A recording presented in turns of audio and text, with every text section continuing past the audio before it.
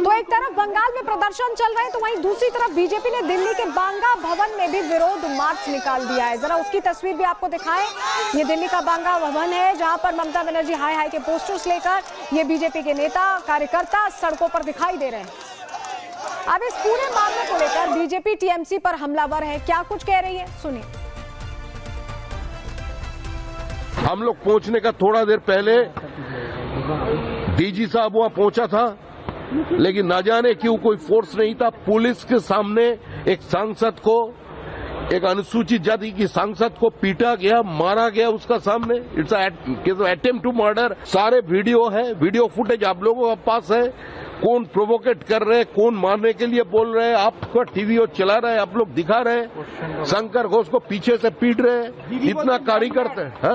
एक सांसद, एक ट्राइबल लीडर, एक एमएलए, एक टीचर, उनके ऊपर जिस तरीके से हमला हुआ, खगेन जी को तो ऊपर प्राणघाती हमला हुआ। कल रात को एफआईआर हुआ है, अब तक अरेस्ट नहीं हुआ है। एक आदमी अरेस्ट नहीं होगा तो जो करना चाहिए हम लोग करेगा। We are waiting for the action of the police. उस बाढ़ में जो कार्य करने के लिए, सेवा कार्य करने के लिए हमारे सांसद गए थे, हमारे विधायक गए, हमारे प्रदेश अध्यक्ष गए, और हमारे अनुसूचित जाति के सांसद खगन मुर्मू जी को जिस प्रकार से कातिराना हमला हुआ, वो निश्चित रूप से दर्शाता है कि जनता के प्रति तो असंवेदनशील है ही ममता बनर्जी जी की सरकार, वो सेवा करने वाले जनप्रतिनिधियों के लिए भी उतनी ही असंवेदनशील और घृणा से भरी हुई है। कांग्रेस नेता अधीर रंजन का भी बयान सामने आया है कि बंगाल में ममता दीदी जो कुछ कर रही हैं वो ठीक नहीं है। अब ये कांग्रेस भी कह रही है, सुनिए जरा। कोई पार्टी के कोई जनप्रतिनिधि हो या कोई आम कार्यकर्ता हो, कहीं भी कोई जाए, उन पे हमला करो, खून बहाओ, ये कोई सरकार की तरफ से, प्रशासन की तरफ से ये कोई बहाना ना बने कि लोग गुस्सा में कर रहे हैं। इसमें यह दर्शाते हैं कि बंगाल में कानून व्यवस्था के हालात कितना बदतर हो चुके हैं।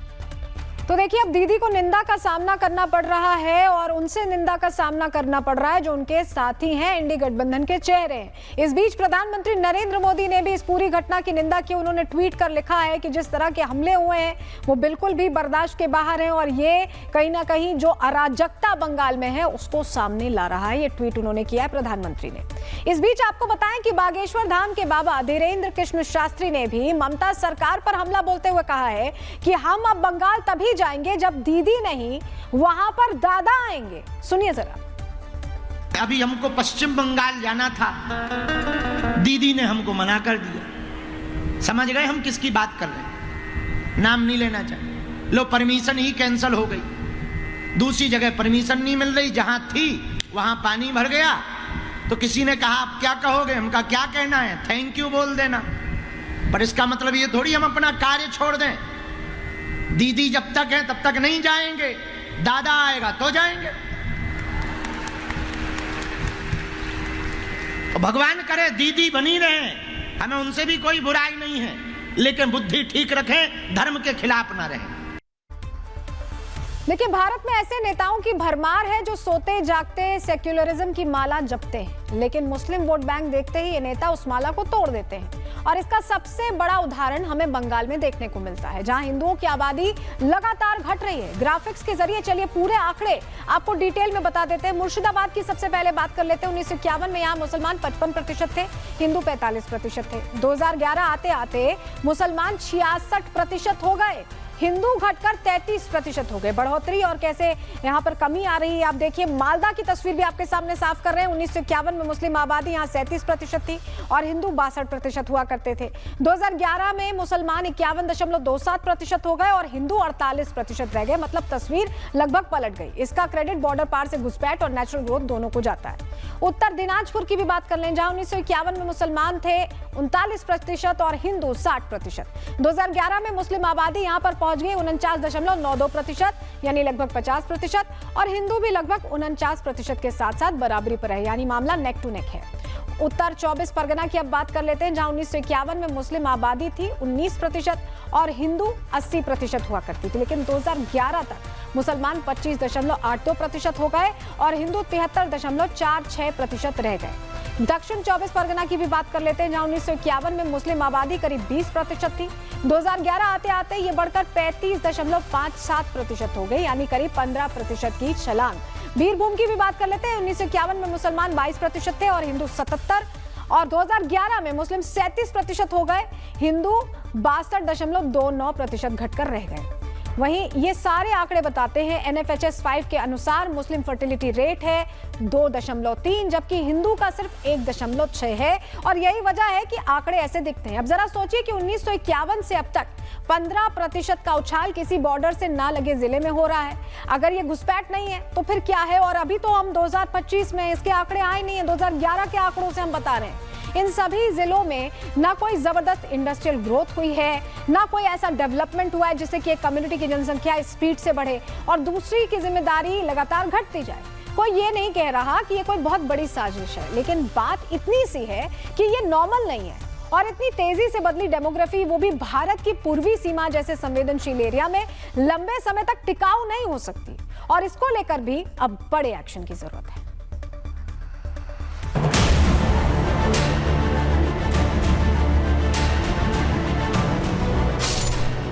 पश्चिम बंगाल में बीजेपी नेताओं के साथ मारपीट अब कोई नई बात नहीं रही, लेकिन सवाल तो यह है कि लोकतंत्र में हिंसा का क्या काम है। पश्चिम बंगाल की हकीकत यह है कि वहां हिंदू खतरे में ही नजर आता है, और इसके पीछे की एक वजह बताई जाती है कि मुसलमान एक होकर दीदी के पक्ष में वोट करते हैं, लेकिन हिंदू बटा हुआ नजर आता है। और यही वजह है कि 1951 में पश्चिम बंगाल में मुस्लिम आबादी 20% थी, 2011 में ये 27% पहुंच गई। कहा जाता है कि आज ये आंकड़ा 30% से भी ऊपर हो सकता है। यूएन के मुताबिक बांग्लादेश से आए 10 लाख से ज्यादा रोहिंग्या रिफ्यूजीज भी भारत में हैं। मतलब डेमोग्राफी बदलती रही, मुस्लिम आबादी प्राकृतिक या घुसपैठ के तौर पर बढ़ती रही, हिंदू बटा सा नजर आने लगा, और बटने के खेल को रोकने के लिए बीजेपी कहती रही कि बटोगे तो कटोगे, एक रहोगे तो सेफ रहोगे।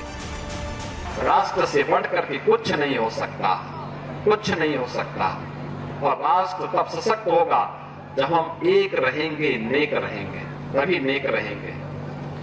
बटेंगे तो कटेंगे। आप देख रहे हैं ना, बांग्लादेश में देख रहे हो ना, तो वो गलतियां यहां नहीं होनी चाहिए।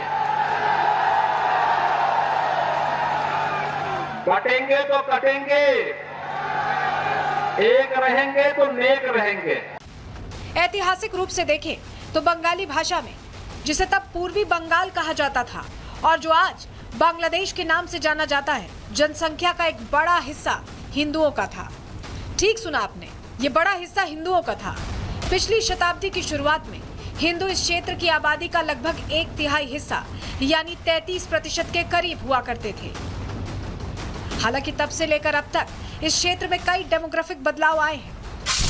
1951 की जनगणना रिपोर्ट बताती है कि इस क्षेत्र में, जो तब पूर्वी पाकिस्तान कहलाता था, हिंदुओं की जनसंख्या कुल आबादी का 22% थी, जबकि उससे सिर्फ 10 साल पहले यानी 1941 की भारत सरकार की जनगणना रिपोर्ट के मुताबिक यहाँ हिंदुओं की आबादी 28% थी। साल 1961 की जनगणना में इस क्षेत्र के हिंदुओं की संख्या में फिर कमी आई और वो घटकर 18.5% पर आ गई। साल 1971 में बांग्लादेश बनने के बाद 1974 में हुई जनगणना में एक बार फिर से हिंदुओं की संख्या कम होकर 13.5% रह गई। ऐसे ही साल 1974 में हिंदुओं की आबादी 13.5%, 1981 में 12.1%, 1991 में 10.5%, 2001 में 9.6%, 2011 में 8.5%, 2022 में 8% तक रह गई है। यानी बांग्लादेश में हिंदू बटा और घटता चला गया। ऐसा नहीं है कि बांग्लादेश में हिंदू अल्पसंख्यक थे इसलिए ऐसा हुआ, या अल्पसंख्यकों के साथ ऐसी घटना होना स्वाभाविक है। साल 2001 में भारत में हिंदू आबादी 80.5% थी, जो 2011 में घटकर 79.8% रह गई। वहीं मुस्लिम आबादी जो साल 2001 में 13.4% थी, वो 2011 में 0.8% बढ़कर 14.2% हो गई। यही वो आंकड़े हैं जिनके आधार पर आज कांग्रेस नेता अधीर रंजन भी दबी जुबान में ये बात कह रहे हैं कि अगर ऐसे ही चलता रहा तो एक दिन बंगाल में बांग्लादेशियों की आबादी इतनी बढ़ जाएगी कि इसे ही एक्सटेंडेड बांग्लादेश कहा जाने लगेगा। कोई पार्टी के कोई जनप्रतिनिधि हो या कोई आम कार्यकर्ता हो, कहीं भी कोई जाए, उन पे हमला करो, खून बहाओ, ये कोई सरकार की तरफ से, प्रशासन की तरफ से ये कोई बहाना ना बने कि लोग गुस्सा में कर रहे हैं। इसमें यह दर्शाते हैं कि बंगाल में कानून व्यवस्था के हालात कितना बदतर हो चुके हैं। 2024 में जारी पीएम आर्थिक सलाहकार परिषद की रिपोर्ट कहती है हिंदू आबादी 84.68% हुआ करती थी, वो साल 2015 आते आते 78.6% रह गई है। वहीं साल 1950 में जो मुस्लिम आबादी 9.84% हुआ करती थी, वो साल 2015 आते आते 14.09% हो गई। यानी यहाँ मुस्लिम अल्पसंख्यक होने के बावजूद बटा नहीं और एक रहा। और यही वजह है कि भारत के मुसलमानों की आबादी कम नहीं हुई, बल्कि वो लगातार बढ़ती रही। लेकिन इस आंकड़े का दूसरा पहलू देखें तो यहाँ भी हिंदू एक नहीं रहा और बढ़ता चला गया, जिसकी वजह से भारत का हिंदू भी घटता चला गया। बीजेपी अपने हर भाषण, अपनी हर रैली में कहती रहती है कि एक रहेंगे तो सेफ रहेंगे, बटेंगे तो कटेंगे, और ये नारा पूरी तरह से हिंदू वोटर्स को लेकर है। लेकिन यहाँ ऐसा लगता है कि इस नारे का सबसे ज्यादा असर हिंदुओं पर नहीं बल्कि मुसलमानों पर हो रहा है। जहां बीते लोकसभा चुनाव में कुछ मुस्लिम संगठन एनजीओ बनाकर इंडिया अलायंस को वोट देने की अपील करते नजर आए थे, तो वहीं झारखंड के लोहरदगा जिले में जमीयत उलेमा का एक लेटर भी जारी हुआ था जो हर मुसलमान तक पहुंचाया गया, जिसमें लिखा था कि सभी मुसलमानों को एक होकर इंडिया गठबंधन को वोट देना है। अब इस पूरी रिपोर्ट का मूल भाव सिर्फ ये बताना है कि पश्चिम बंगाल में जिस तरह की सियासत हावी है, उसे देखकर लगता है कि मुसलमानों की बढ़ती आबादी के मामले में कहीं ये राज्य टॉप न कर जाए और कहीं आने वाले समय में पश्चिम बंगाल मुस्लिम बाहुल्य न बन जाए, जिसकी बात अब खुद कांग्रेस भी करने लगी है। Bureau report, Republic Bharat.